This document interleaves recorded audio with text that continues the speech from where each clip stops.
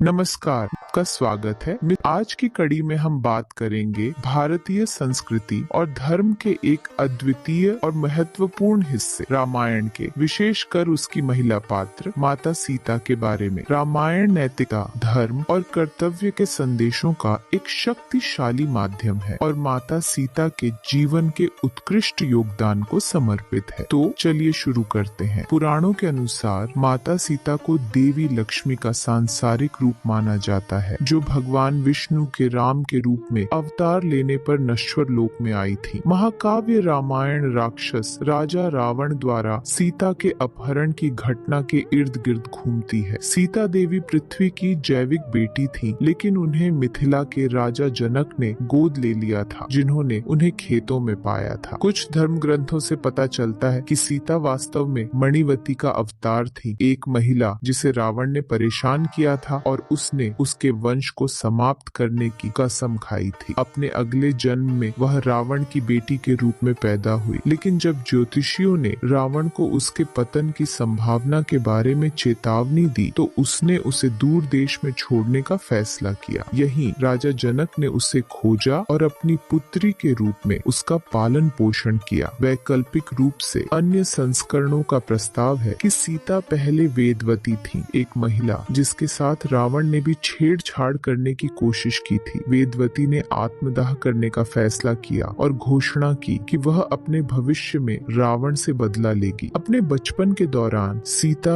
एक असाधारण लड़की के रूप में उभरी। एक अवसर पर खेलते समय उन्होंने सहजता से भगवान शिव का पिनाक धनुष उठा लिया, जो एक सामान्य व्यक्ति के लिए असंभव था। सीता के पिता जनक ने उनके असाधारण स्वभाव को पहचान कर उनके लिए एक ऐसा वर चाहा जो उनके जैसे दिव्य गुणों से युक्त हो। इस प्रकार उन्होंने सीता के लिए एक स्वयंवर की व्यवस्था की, जिसमें एक प्रतियोगिता उनके भावी जीवन साथी का निर्धारण करेगी। जो पिनाक धनुष उठा सकेगा उसे सीता का पति चुना जाएगा। स्वयंवर के बारे में सुनकर आर्षि विश्वामित्र, राम और लक्ष्मण ने राम से भाग लेने का आग्रह किया। राम विजयी हुए और सीता से विवाह किया, जबकि उनके भाइयों ने सीता की बहनों से विवाह किया। वे सभी एक साथ अपने राज्य अयोध्या लौट आए। राम सबसे बड़े राजकुमार होने के नाते उचित रूप से अयोध्या के सिंहासन के उत्तराधिकारी थे। हालांकि उनकी सौतेली माँ कैकेयी चाहती थी कि उनके पुत्र भरत राजा बने। उन्होंने अपनी इच्छा पूरी करने के लिए राजा दशरथ से राम को 14 वर्ष के लिए वनवास देने का अनुरोध किया। कैकेयी की इच्छा जानने पर राम ने स्वीकार कर लिया और राज्य छोड़ने का फैसला किया। उनके भाई लक्ष्मण और पत्नी सीता ने उनके साथ जाने का फैसला किया। वे सभी अयोध्या से प्रस्थान कर दंडक वनों में बस गए। यहीं पर राक्षस राजा रावण की बहन शूर्पणखा राम को देखकर उन पर मोहित हो गई थी। वह उसके पास पहुंची और उसे शादी करने के लिए कहा। राम ने यह कहते हुए मना कर दिया कि उनका सीता से पहले ही विवाह हो चुका है। इससे शूर्पणखा क्रोधित हो गई, जिसने सीता को मारने का फैसला किया। इसी बीच लक्ष्मण ने शूर्पणखा का सामना किया और उसकी नाक काट दी। जब रावण को पता चला कि राम और लक्ष्मण ने उसकी बहन के साथ दुर्व्यवहार किया है, तो वह क्रोधित हो गया और बदला लेने का संकल्प लिया। इसे पूरा करने के लिए उसने सीता का अपहरण करने का फैसला किया। उसने अपने चाचा मारीच को स्वर्ण मृग का रूप धारण करने की आज्ञा दी। हिरण को देखकर सीता ने अनुरोध किया कि राम उसे एक पालतू जानवर के रूप में चाहते हुए उसके पास ले आए। राम सहमत हो गए और वन के लिए प्रस्थान कर गए। जब राम और लक्ष्मण उससे दूर थे, रावण ने एक आर्ष का रूप धारण किया और बलपूर्वक उसका अपहरण कर लिया। उसने उसे जबरन अपने उड़ने वाले रथ में खींच लिया और लंका ले गया। अगर आपके पास इस विषय पर कोई प्रतिक्रिया है तो कृपया हम पर जरूर साझा करें। आपका प्यार और समर्थन ही हमें प्रेरित करता है नई नई विषय पर बात करने के।